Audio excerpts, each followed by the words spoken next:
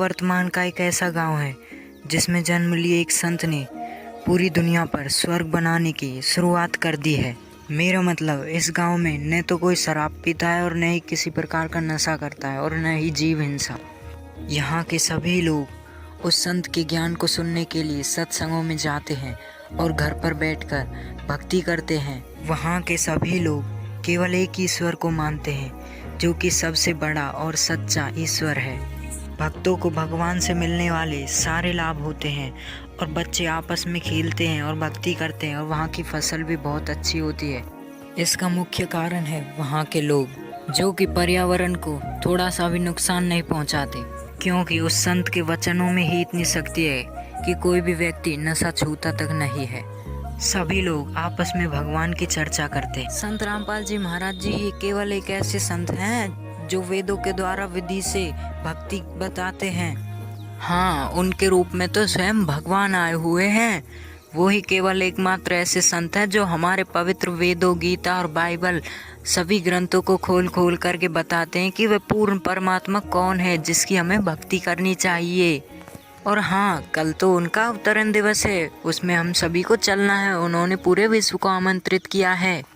ऋतु दासी नाम की एक लड़की उनके अवतरण दिवस के सानिध्य में विशाल भंडारे के आयोजन में जाने के लिए बहुत उत्सुक थी, जो कि अपने भाई के कक्ष में जा रही थी और उसका भाई पूर्ण परमात्मा की भक्ति कर रहा था कि तभी वहाँ पे ऋतु दासी आ जाती है और वह अपने भाई से कुछ पूछने लग जाती है।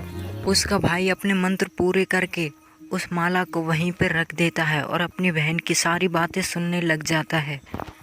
अरे भाई, तुम मुझे बताओ कि अवतरण दिवस का मतलब क्या होता है? आखिर ये क्यों मनाया जा रहा है? इस दिन क्या हुआ था? मुझे बताओ कृपया करके, अवतरण दिवस क्या होता है? प्यारी बहना, यह दिन इसलिए मनाया जाता है क्योंकि इस दिन संत रामपाल जी महाराज जी ने इस धरा पर जन्म लिया था, जो कि किसी अवतार से कम नहीं है। कबीर साहिब के रूप में स्वयं अवतार संत रामपाल जी महाराज जी आए हुए हैं, इसलिए इस दिन को अवतार के नाम से मनाया जाता है। तुम समझी छोटी? जी भैया, मैं समझ गई कि आखिर यह दिवस क्यों मनाया जाता है। कल हम पुस्तक सेवा करेंगे, सभी को इसके बारे में समझाएंगे। अगले ही दिन वो दोनों बहन और भाई पुस्तक सेवा करने के लिए बाहर गांव आ जाते हैं और पुस्तक सेवा करने लग जाते हैं। तभी उसके भाई के सामने एक छोटा सा लड़का आ जाता है। बच्चे सुनो, यह पुस्तक रख लो, यह बहुत ही अनमोल पुस्तक है, इसे तुम भी पढ़ना और अपने माता पिता को भी पढ़ाना। और ऐसा बोलकर वह सभी को समझाते थे। कुछ देर बाद उनके सामने एक बूढ़ा व्यक्ति आ जाता है और वह सवाल करता है, प्यारे बच्चों, तुम किस तरह की पुस्तक बांट रहे हो? मुझे भी तो बताओ जरा इन पुस्तकों के बारे में। अरे दादाजी, ये कोई हम पुस्तकें नहीं हैं। ये संत रामपाल जी महाराज जी ने वेदों में जो लिखा है वो सच्ची बातें इसमें लिखी हैं, जिससे सभी को पता चल सके कि असली भगवान कौन है। अच्छा, तो बेटा तुम ही मुझे बता दो कि वह भगवान कौन है और कैसा दिखता है। ये सभी लोग तो भगवान को निराकार बताते हैं। दादाजी, भगवान तो साकार है, वो निराकार नहीं है। इस पुस्तक में उनके बारे में ही लिखा है और जिन भी महापुरुषों को वे मिले हैं उनका सारा ज्ञान इस पुस्तकों में लिखा है। कृपया करके तुम इन पुस्तकों को जरूर पढ़ना, तुम्हें सारा ज्ञान हो जाएगा। दादाजी, ये लो अनमोल पुस्तक और तुम इसे जरूर पढ़ना। और संत रामपाल जी महाराज जी के अवतरण दिवस में विशाल भंडारे का आयोजन है, उसमें भी जरूर आना। बेटा, मुझे कुल के मालिक एक भगवान की कब से तलाश थी, मैं जरूर आऊंगा विशाल भंडारे में। और ऐसा बोलकर वह बूढ़ा व्यक्ति वहां से अपने घर की तरफ चले जाता है। तो दोस्तों, आप लोग भी जानना चाहते हैं कि वह संत कैसा दिखाई देता है जिसे भगवान ने अपनी सच्ची राह दिखाने के लिए धरती पर भेजा हुआ है, हम लोगों को सच्चा मार्ग बताने के लिए।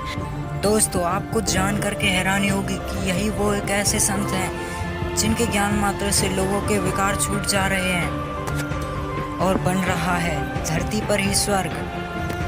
आज पूरे विश्व में संत रामपाल जी महाराज जी को विश्व विजेता संत घोषित कर दिया गया है। इन संत में वो सारे गुण मौजूद हैं जो कि एक सच्चे और अच्छे संत में होनी चाहिए, जो कि भगवान के बारे में सच्चा ज्ञान बता सके।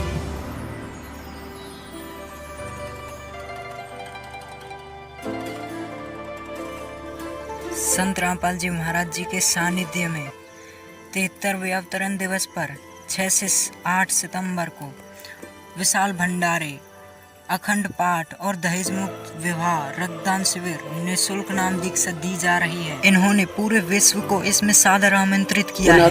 ये इंटरनेट और ये प्रोजेक्टर, टेलीविजन, ये परमात्मा का दिया हुआ ज्ञान है, जीव सत्र का नहीं है। कि किसी का भूल हो कि मनुष्य बना दे ऐसे आइटम।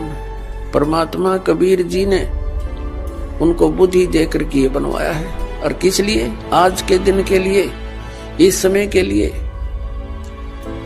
कि एक जगह मेरा ज्ञान चला करेगा, करोड़ों बच्चे मेरे एक टाइम पर सुना करेंगे और प्रत्यक्ष प्रमाण देखा करेंगे। प्रोजेक्टर बनवा दिए, दास यहाँ दिखाता, आप वहां बैठे प्रमाण देख रहे हैं, टीवी के ऊपर देख रहे हैं, घर घर बैठा परमात्मा संदेश भेज रहा है। तो पुण्यात्मा, आपका कर्तव्य बनता है इस परमेश्वर के सच्चे ज्ञान को अपने भाई बहनों, पूरे विश्व के सभी हम एक वहां तक पहुंचाओ, जन जन तक पहुंचाओ। हम सभी एक परमात्मा के